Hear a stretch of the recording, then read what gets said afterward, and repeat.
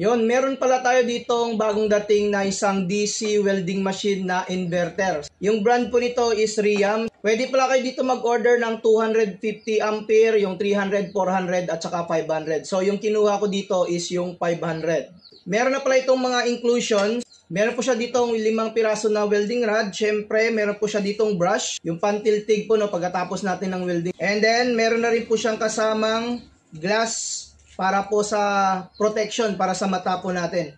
So made of plastic lang naman pero laking tulong po nito, at least meron na po siyang ganito. So yung lens po niya ikakabit nyo lang po dito. At saka yung kanyang handle and then yung kanyang ground. So maganda naman yung review ng ganitong klaseng inverter. So nakita ko marami na rin pong gumagamit ng Riam po na inverter na ito. At saka meron na pala siyang previous po dito na gloves. So yung saksakan po niya dito naka US plug na po ito. Kahit isaksak nyo ito direkta sa inyong extension wire, walang problema kasi inverter na po ito.